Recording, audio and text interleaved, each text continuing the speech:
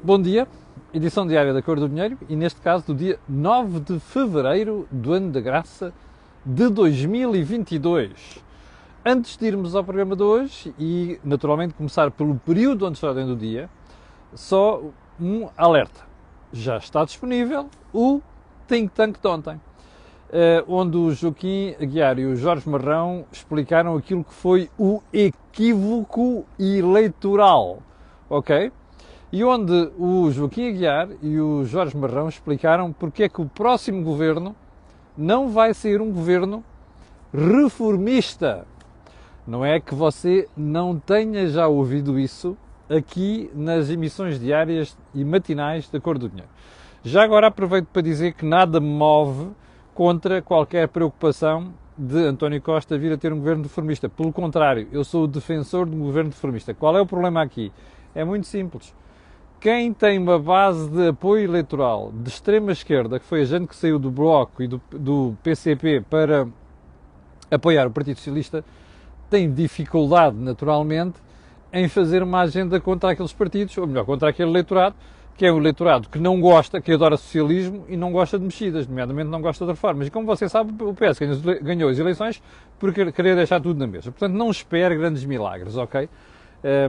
Mas já agora também tenho que lhe dizer que temos que estar muito atentos, até porque eu sei que de algumas movimentações que já estão a passar em torno da formação do próximo governo e que envolvem os colaboradores mais chegados do Sr. Dr. António Costa e o próprio Primeiro-Ministro. Mas sobre isso falaremos oportunamente, não hoje. Até porque eu ainda não tenho dados suficientes, ok? Como você sabe, gosto de me documentar convenientemente antes de vir para aqui falar. Bem, como já percebeu também, o programa de hoje vai ser essencialmente à volta do que sucedeu com a Vodafone. Mas antes disso, vamos ao período de ordem do dia, que há aqui matéria muito interessante para falar. A Europa está a ficar um sítio esquisito. E eu digo isto porque a Polónia tem sido um dos Estados recalcitrantes em relação à regulamentação europeia. Ou seja, Bruxelas, e portanto a União decide matérias, e a Polónia e a Hungria e mais dois ou três estão sistematicamente a tentar repudiar e não cumprir aquilo que é decidido em Bruxelas. Uma das últimas medidas, que era uma multa que a União Europeia aplicou para a Polónia não pagou. E agora chegamos ao ponto de a Comissão ter descontado no valor da bazuca polaca, ia dizer polonesa, à brasileiro, o valor dessa multa.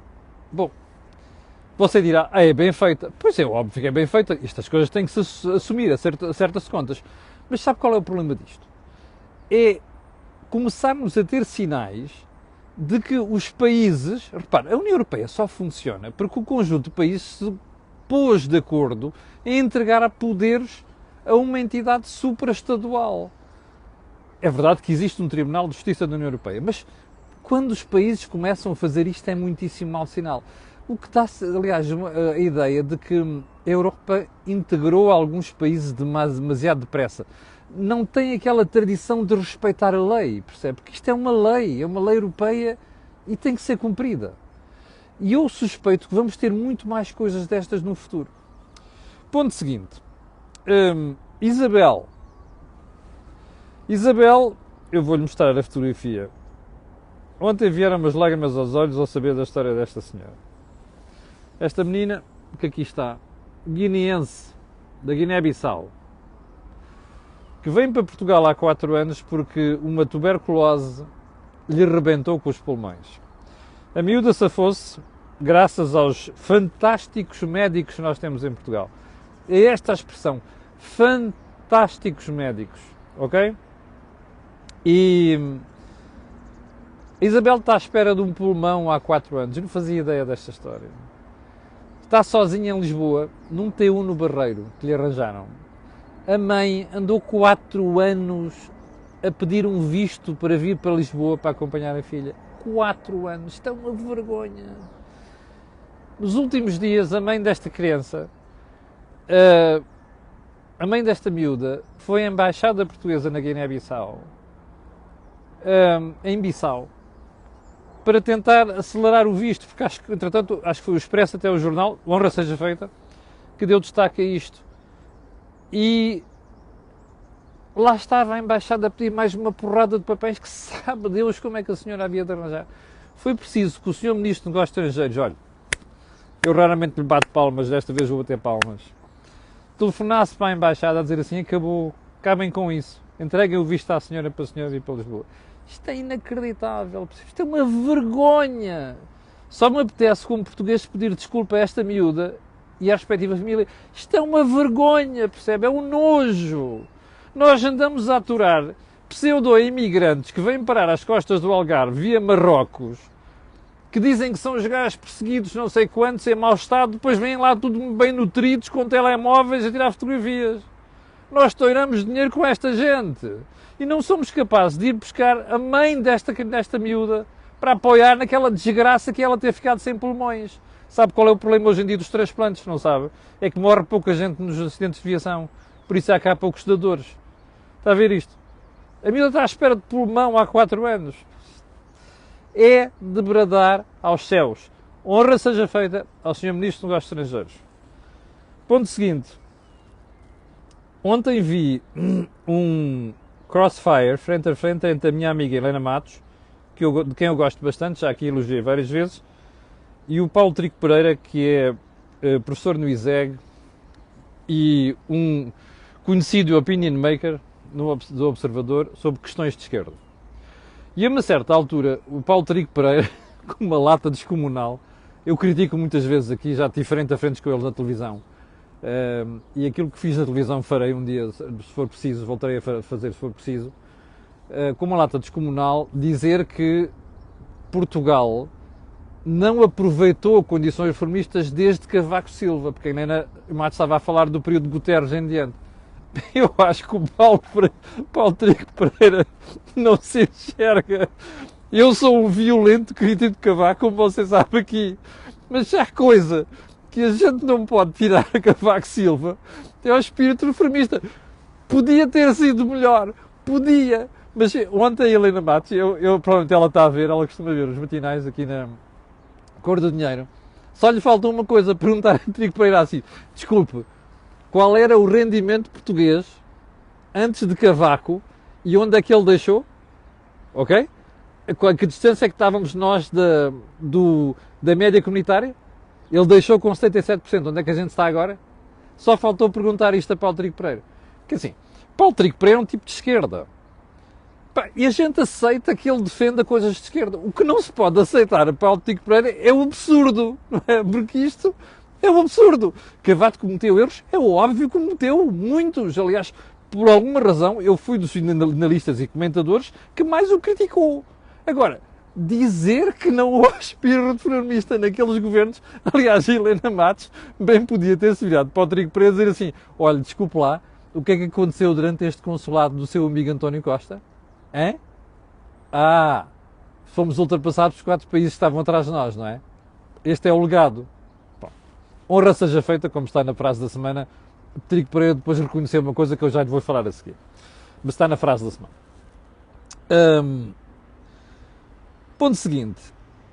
Os assessores de Rui Tavares na Câmara Municipal de Lisboa. Eu não sabia disto. Começou a circular aí uma informação que dizia que Rui Tavares, que é vereador sem pelouro, ou tudo indica, terá contratado 3 assessores, ou mais 3 assessores, cujo total de salarial ao fim do ano são 270 mil euros. Eu inicialmente comecei por ter dúvidas quanto a esta informação.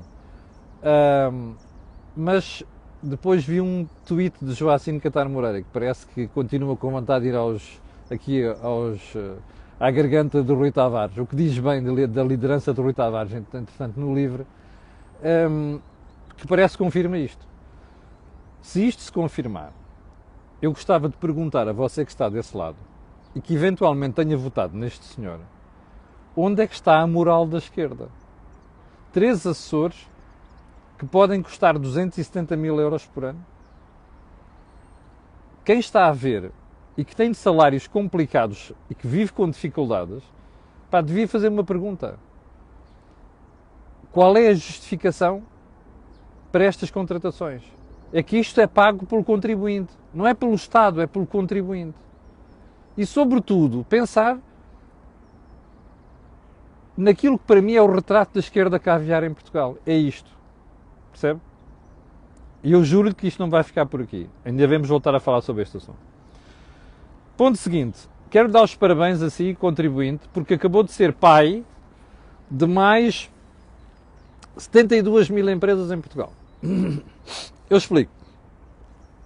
Os camaradas que você reconduziu no governo impuseram um aumento do salário mínimo para 705 euros este ano, não é? Mas como eles sabem que as empresas não podem pagar, vieram criar um subsídio entre os 56 e os 112 euros por trabalhador para as empresas cumprirem isto. Ou seja, se as empresas não podem cumprir, a gente ajuda. A gente quem? Você. Portanto, 72 mil empresas acabaram de ficar penduradas no seu IRS e no seu IVA e no IRC das empresas que pagam IRC. Percebeu? Está feliz? Não se esqueça. Foi você que os pôs lá. Eu não votei neles. Não se esqueça disto. Você acabou de ser pai de mais de 72 mil empresas. E a culpa é sua.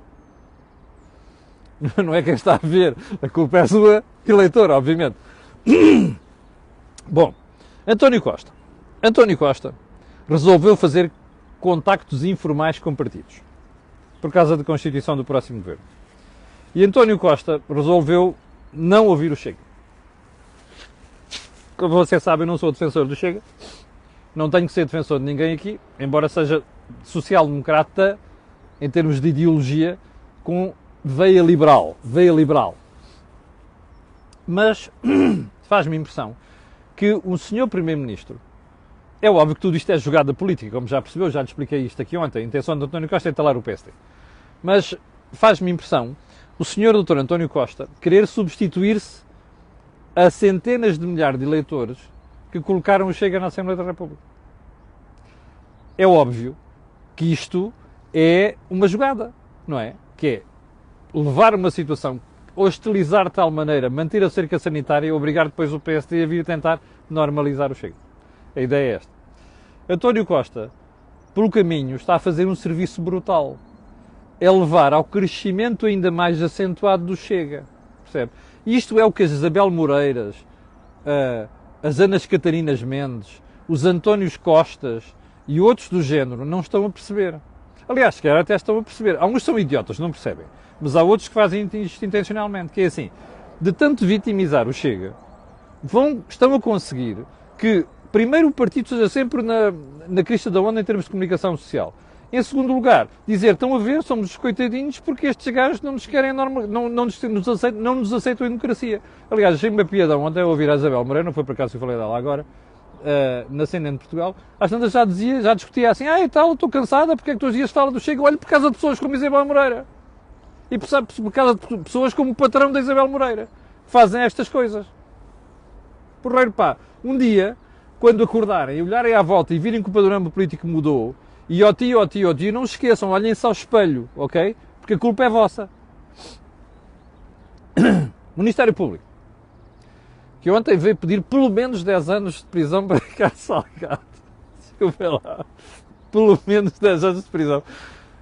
Sinceramente, aquilo que Ricardo Salgado fez merecia mais anos de prisão. Mas convinha que o Ministério Público, quando vai lá, dissesse, olha, nós queremos 15, queremos 20.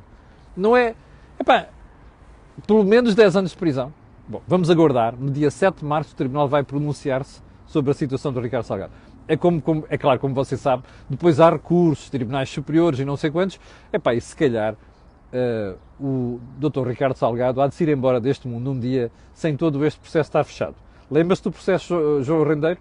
Sabe há quantos anos andava aquilo em tribunal a marinar? Não é? Se calhar depois a gente vai ter uma repetição disto também. Obviamente, não é? Pronto. Vamos lá então ao assunto principal de hoje. Ciberataque à Vodafone. Ontem de manhã eu já tinha uma ideia, porque já me tinham feito chegar informação de que o que estava em causa não era um problema qualquer isolado na Vodafone. Era mesmo resultado de um ciberataque. Só que, como nós não gostamos de estar aqui a falar de coisas sem informação mais precisa, acabei por ficar calado Mas, durante o dia, o próprio Mário Vaz, o CEO da Vodafone, acabou por vir confirmar que a situação era muito mais grave do que se pensava. Bom, há muitas perguntas à volta disto. Quem é que foi? Foi um grupo português? Foi alguém isolado? Foi um grupo estrangeiro? Foi o Lapsus, que parece que esta manhã já pôs lá na conta do Telegram uma referência a Vodafone? Enfim, não sabemos. O Lapsus, como sabe, foi aquele grupo responsável pelo ataque ao grupo empresa. Foi um grupo mandatado por um Estado estrangeiro? Ninguém sabe. Mas há algumas coisas que vale a pena pensar à volta disto. A primeira é, como você sabe, isto entrou na ordem do dia. Este assunto entrou na ordem do dia. Nós já tivemos várias manifestações ao longo das últimas semanas de situações como esta. A empresa, o grupo Cofina neste fim de semana, o site da Assembleia da República, o logo foi, e agora a Vodafone. Bom, e ignora-se, entretanto, não houve noutros sítios e que não terão, que entretanto as empresas não reportaram. Não sabemos. Este é o primeiro ponto. Mas o segundo ponto aqui é tentar perceber. Então, mas são as mesmas pessoas que estão por trás disto? Qual é a verdadeira intenção? É um grupo estrangeiro, é mandatado por um Estado estrangeiro? É uma empresa, é um grupo de gente que é disposta a mostrar que as empresas têm fragilidades e fragilidades grandes? Não sabemos. Mas há uma coisa que sabemos. Esta gente não brinca em serviço. Isso já sabemos. Porque, repare, nós não estamos perante uma falha, como aconteceu no grupo empresa, que tinha a ver com descuido, não é? Com descuido. Não estamos perante uma falha de uma PME ESECA qualquer. Nós estamos perante um crime informático praticado junto de uma multinacional. Uma multinacional com 4 milhões de clientes, com aquilo que se diz em gíria Mission Critical Information. Repare, INEM, hospitais, bombeiros, empresas, tudo isto foi afetado. Foi afetado televisão, rede de dados, que é crítica hoje em dia, voz, foi tudo. O INEM veio logo dizer que não tinha havido problema em utilizar o rede dos Ciresp. Hoje de manhã o sindicato do INEM já veio dizer que o Conselho Diretivo do INEM está a mentir. Porque se é verdade que os problemas de voz foram resolvidos, não foram resolvidos os problemas de dados. Bom, isto é altamente preocupante. Porque há aqui uma lição que é mais importante disto tudo. Como você vê, conseguiu paralisar-se uma parte importante do país de serviços críticos, os tais Mission Critical, hospitais, INEM, bombeiros, atacando uma empresa. Do ponto de vista informático. Mas, quem fez aquilo, e eu ontem falei com várias pessoas da área da informática e de cibersegurança, que me disseram assim, repare como eles não foram apenas à questão do voz e dados, foi à rede da Vodafone. Não foi aos sistemas, foi à rede. Ou seja, o pormenor de terem conseguido inviabilizar toda a rede da Vodafone. Repito, a Vodafone é uma multinacional. Não costuma, naturalmente, brincar com questões de segurança. Aliás, ontem, já agora fica um conselho para a malta da Vodafone. E quem na comunicação da Vodafone e no marketing, não deixem o CEO, eu conheço o Mário Vaz, e conheço há muito tempo, não deixem o CEO aparecer daquela maneira e a fazer aquela figura. Porque isto passa uma imagem da empresa. Aquilo devia ter sido mais bem cuidado. Bom, mas levando mais à frente, veja como, imagine no futuro, vamos pensar nisto. Suponhamos, não é suponhamos, como diz muita gente por aí, suponhamos que nós estamos perante um grupo organizado que quis testar em Portugal aquilo que pode querer fazer noutros países ou noutros sítios. Que é, vamos lá ver como é que estes gajos se aguentam se nós fizermos um ataque. E já agora, isto pode servir de piloto para outras coisas que a gente venha a fazer. Imagine esta situação. Agora pense no que é que isto vai querer dizer uma economia crescentemente digitalizada. Você dirá, está bem, mas a economia está longe de estar digitalizada. Como? Pelas minhas contas, assim muito por alto, nós devemos ter neste momento 20% da nossa economia diretamente dependente do digital. Seja para o que for. Isto acelerou-se com a pandemia. tanto dos particulares como das empresas. Ora, basta uma situação destas para nós ficarmos às aranhas durante uma série de dias. Como sabe, a Vodafone ainda não conseguiu recuperar tudo. Agora, imagino duas coisas diferentes. Primeiro, que no futuro se faz isto à Vodafone e a outro tipo de empresas que funcionam na área da digitalização. Imagino também a facilidade com que não deve ser neste momento entrar em organismos públicos do Estado, com informação confidencial e informação de Estado. A propósito, as secretas estavam atentas ao assunto? Ou isto foi uma coisa que se acordou ontem? Para que se acordou ontem? Portanto, há aqui muitas questões à volta disto. E mais importante agora do que ir a correr atrás de culpados é nós começarmos a pensar o que é que o país tem de fazer para se proteger contra isto. Porque já percebemos uma coisa. Qualquer especialista entra por aqui adentro como cão em vinha vindimada. Percebe? É o que isto nos mostrou. Repare, se consegue fazer isto uma multinacional que tem 4 milhões de clientes em Portugal e cujas parte das suas funções são mission critical, imagina o que é instituições do Estado português. Eu neste momento receio e tenho mesmo dúvidas que parte dos organismos do Estado não tenham sido ecados para este tipo de grupos e que informação sensível do Estado português não ande para aí a circular, sabe-se onde, pelo mundo fora. E estas perguntas, e as respostas a estas perguntas, ninguém as conhece. Vamos ver quais são as lições que a gente tira disto. Ponto seguinte. Já agora uma coisa. Os casos das últimas semanas não nos ajudaram em nada. As empresas pensaram que isto só pode acontecer aos outros. O grande mérito do que sucedeu nas últimas 4 semanas nesta área é este. É bom que as empresas passem a olhar. Eu fiz uma entrevista aqui ao Fernando Amaral, o CEO da Sendis, quando foi do caso da empresa, e gostava de repetir isto. Há muita empresa que olha para a questão da segurança informática como um custo. Não é um custo, é um investimento. E já agora, não se poupa nesta área.